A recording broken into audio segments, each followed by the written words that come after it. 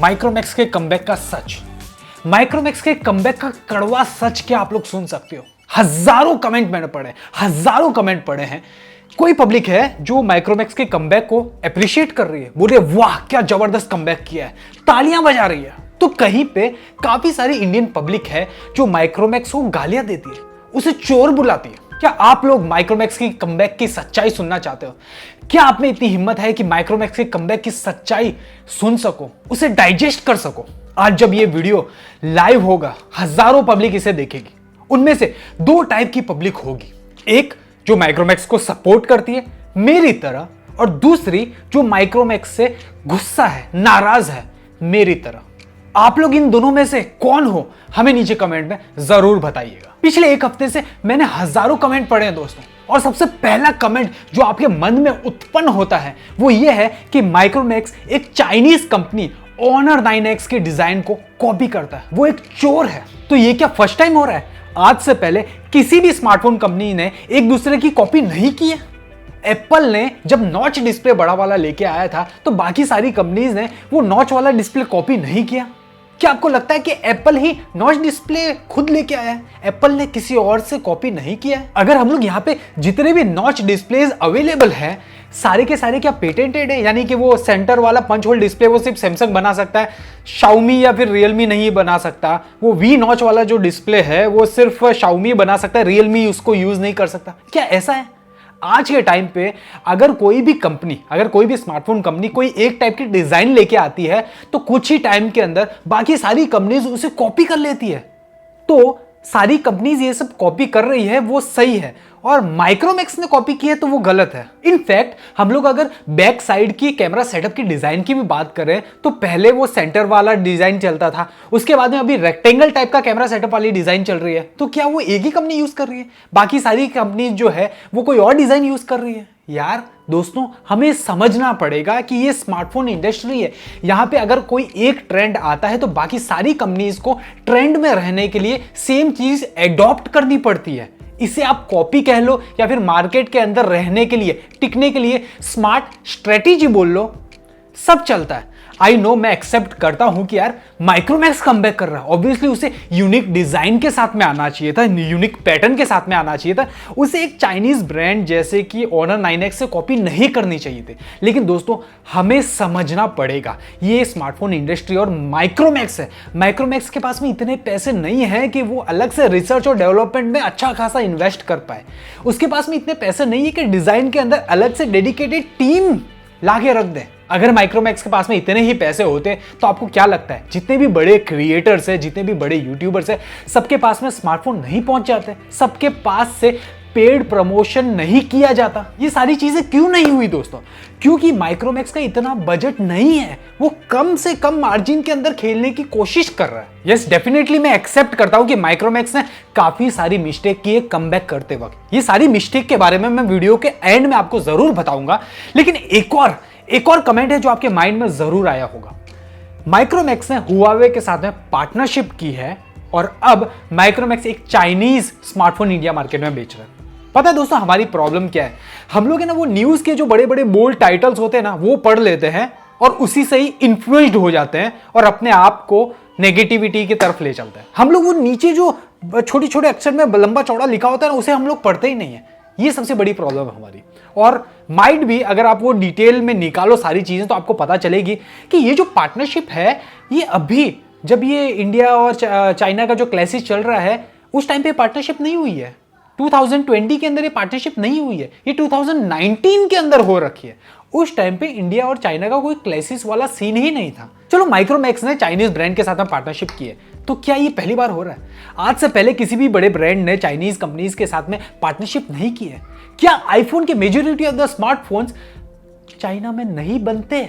और अगर बनते हैं तो जितने भी सेलिब्रिटीज हैं जो आईफोन यूज करते हैं, जितने भी बड़े बड़े बिजनेसमैन हैं जो आईफोन यूज करते हैं, उन्हें भी आईफोन को टाटा बाय बाय कर देना चाहिए। और अगर टाटा बाय बाय कर देना चाहिए तो क्या आपको ऐसा नहीं लगता कि हमें जोमेटो से सामान मंगाना बंद कर देना चाहिए, हमें स्विगी से सामान मंगाना बंद कर देना चाहिए, हमें ओला की राइड लेना बंद कर देना चाहिए, हमें स्नैपडील से सामान खरीदना बंद कर देना चाहिए, हमें फ्लिपकार्ट से सामान खरीदना बंद कर देना चाहिए, हमें बिग बास्केट से सब्जियां मंगानी, किराने के सामान मंगाने बंद कर देना चाहिए, क्योंकि इन सभी के अंदर चाइनीज इन्वेस्टमेंट है दोस्तों। सो अगर हमें माइक्रोमैक्स को बैन करना चाहिए तब तो हमें इन सारी कंपनीज को भी बैन कर देना चाहिए। इन सारी कंपनीज से हमें कोई भी सामान नहीं मंगाना चाहिए, इन सारी कंपनीज को हमें यूज नहीं करना चाहिए। इनफैक्ट मैंने बहुत सारे कमेंट्स पढ़े हैं जिसमें माइक्रोमैक्स को गालियां दी जाती है और बोला जाता है कि ये चाइनीज पार्ट यूज करता है। दोस्तों माइक्रोमैक्स क्या करे, स्मार्टफोन बनाना ही बंद कर दे? सच्चाई सुननी है आपको? सच्चाई मैं बताता हूं। इंडिया स्मार्टफोन के सारे कंपोनेंट्स मैन्युफैक्चर नहीं करता, उसे कहीं ना कहीं से इंपोर्ट करना पड़ता है। सब करते हैं, Xiaomi भी करता है, Realme भी करता है, Oppo भी करता है, Vivo भी करता है, OnePlus भी करता है, लावा भी करता है, माइक्रोमैक्स भी करता है, एप्पल भी करता है, सैमसंग भी करता है। इंडिया के पास में इतनी डेवलपमेंट नहीं है, इतनी टेक्नोलॉजी नहीं है कि वो स्मार्टफोन के सारे कंपोनेंट्स खुद इंडिया के अंदर मैन्युफैक्चर कर पाए। और इसीलिए मैन्युफैक्चरिंग को और आगे ले जाने के लिए इंडियन गवर्नमेंट ने आत्मनिर्भर योजना लेके आई है, जिसके थ्रू इंडिया के अंदर स्मार्टफोन के कंपोनेंट्स को मैन्युफैक्चर किया जाएगा। लेकिन आज के टाइम की रियलिटी क्या है दोस्तों, आपको समझना पड़ेगा। इंडिया स्मार्टफोन कंपोनेंट्स मैन्युफैक्चर नहीं करती, उसे कहीं ना कहीं से इंपोर्ट करना पड़ेगा।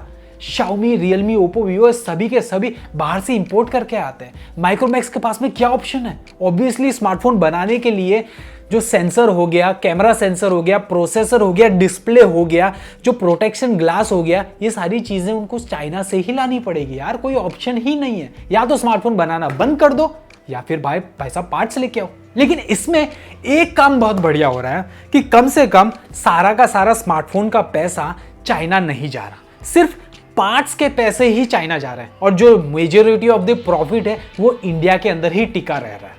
इनफैक्ट मैं ये नहीं कह रहा कि आप लोग Xiaomi, Realme, Oppo, Vivo के स्मार्टफोन्स मत लो, आपका पैसा है, आप डिसाइड कीजिए कि आपको कौन सा स्मार्टफोन लेना है, आपको जो वैल्यू फॉर मनी स्मार्टफोन लगे वो आप लीजिए।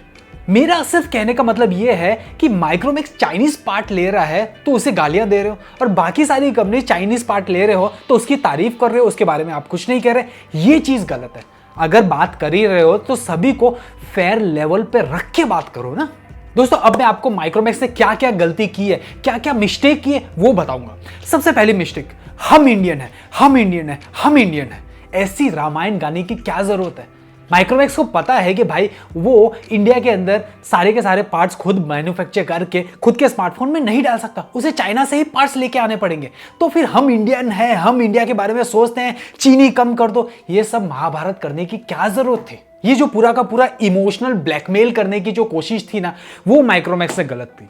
आई नो, अगर ये इमोशनल वाला सेंटीमेंट को अगर हम लोग साइड में रख दें और माइक्रोमैक्स के इन दो स्मार्टफोन की बात करें तो ये दोनों स्मार्टफोन काफी सॉलिड स्मार्टफोन है, काफी वैल्यू फॉर मनी स्मार्टफोन है। लेकिन वो जो इमोशनल ब्लैकमेल करने की कोशिश की गई माइक्रोमैक्स की तरफ से स्टार्टिंग के फेज के अंदर और बाद में खुद की वेबसाइट से, स्मार्टफोन का जो प्रोटेक्शन ग्लास होता है वो चाइनीज ग्लास है, वो आप पहले मेंशन किया, फिर उसको हटा दिया, खुद डिजाइन कॉपी कर रहे हैं चाइनीज कंपनी की। तो ये सब चीजें माइक्रोमैक्स को खुद को पता है कि भाई चाइनीज पार्ट के बिना उसका काम नहीं चल सकता। तो जो पहले प्रोपोगेंडा फैलाया था, जो इमोशनल चीजें की थी, वो चीज माइक्रोमैक्स को नहीं करनी चाहिए थी। ये माइक्रोमैक्स की सबसे बड़ी मिस्टेक साबित हुई है।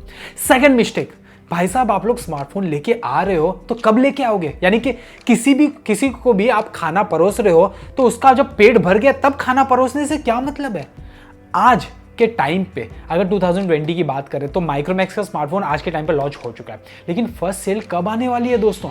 उससे पहले फ्लिपकार्ट और अमेजॉन ने अच्छा खासा सेल के अंदर अच्छा खासा डिस्काउंट देके, अच्छा खासा बैक ऑफर देके हजारों पब्लिक को अपने स्मार्टफोन्स बेच दिए हैं। अब उन सारी पब्लिकों के पास में ऑलरेडी स्मार्टफोन नए नए अभी अभी खरीदे हैं, हार्डली एक आधा महीना हुआ होगा, वो माइक्रोमैक्स का स्मार्टफोन क्यों लेगी? थोड़ा सा स्ट्रेटेजिकली डिसाइड करना चाहिए था माइक्रोमैक्स को कि कम से कम दिवाली से 15-20 दिन पहले सेल स्टार्ट कर देनी चाहिए थी, ताकि पब्लिकों के पास में ऑप्शन हो कि हाँ भाई वो ये स्मार्टफोन ना लेके माइक्रोमैक्स का स्मार्टफोन ले ले। लेकिन अब सेल के अंदर जब ऑलरेडी स्मार्टफोन बिक चुके हैं, वो सारी पब्लिक के क्या फालतू में और खर्चा करके माइक्रोमैक्स का स्मार्टफोन लेगी? तो ये सेकंड सबसे बड़ी मिस्टेक जो माइक्रोमैक्स ने की है। अब दोस्तों कर लेते हैं मुद्दे की बात। माइक्रोमैक्स को आप साइड में रख दो और ये दोनों स्मार्टफोन देखो, इन नोट 1 और इन 1B स्मार्टफोन। क्या आपको ये smartphone value for money smartphone नहीं लगते? क्या आपको ये स्मार्टफोन अट्रैक्टिव स्मार्टफोन नहीं लगते? अगर यही स्मार्टफोन सैमसंग लॉन्च किया होता, शाओमी लॉन्च किया होता, रियलमी लॉन्च किया होता, तो क्या हम उसकी तारीफ नहीं करते कि हाँ भाई पब्लिक के बारे में सोच के स्मार्टफोन लॉन्च किया? लेकिन अगर माइक्रोमैक्स ने ये स्मार्टफोन लॉन्च किया है तो हम उसे गालियां दे रहे हैं। क्यों? क्योंकि वो चाइनीज पार्ट यूज कर रहा है। लेकिन शाओमी, रियलमी ये सारे चाइनीज पार्ट यूज नहीं कर रहे। कैसा लॉजिक है मुझे समझ में नहीं आता। आई नो, आई अंडरस्टैंड कि काफी सारी पब्लिक माइक्रोमैक्स से दुखी है। इनफैक्ट मैं भी दुखी हूं। मैंने एक टाइम पे माइक्रोमैक्स से स्मार्टफोन परचेज किया था, एक स्मार्टफोन घर पे भी दिया था। With in a year smartphone dead हो गया। सर्विस सेंटर पे डाला, महीनों बीत गए, इनफैक्ट 1 साल के ऊपर हो गया, लेकिन चाइना से वो पार्ट नहीं आ पाया जो मेरे माइक्रोमैक्स के स्मार्टफोन ठीक कर पाए। सर्विस सेंटर, सॉफ्टवेयर अपडेट, इस टाइप की बहुत सारी प्रॉब्लम है जो उसके सर पे नाच रही है। इन सब के बीच में अगर हम उसे क्रिटिसाइज कर रहे हैं, उसे गालियां दे रहे हैं, वो भी इसलिए क्योंकि वो चाइनीज पार्ट यूज कर रहा है बाकी सबकी तरह, क्योंकि वो कॉपी कर रहा है बाकी सबकी तरह, तो किस तरीके से वो कमबैक कर पाएगा? 2 स्मार्टफोन लॉन्च करने से कमबैक नहीं होता। उसे लिटरली और भी स्मार्टफोन लॉन्च करने पड़ेंगे, आफ्टर सेल सर्विस को मजबूत करना पड़ेगा, तब जाके एक सॉलिड कमबैक साबित होगा। दोस्तों अगर आप मेरी बात से सहमत हो तो नीचे कमेंट में हमें जरूर बताइएगा। अगर आपको मेरी बात बुरी लगी हो तो मेरी तरफ से सॉरी दोस्तों। आई होप आपको हमारे वीडियोस अच्छे लग रहे हैं। अगर अच्छे लग रहे हैं तो प्लीज वीडियो को लाइक कीजिए, टेक दी खुशी चैनल को सब्सक्राइब कर लीजिएगा, नोटिफिकेशन बेल को ऑल पे हिट कर लीजिएगा। इसके अलावा साइड में कुछ वीडियोस है, अगर आपने चेकआउट नहीं किया तो प्लीज जाके चेकआउट कर लीजिए। मिलता हूं नेक्स्ट वीडियो के अंदर, तब तक के लिए टाटा bye bye. This is Vivek signing of.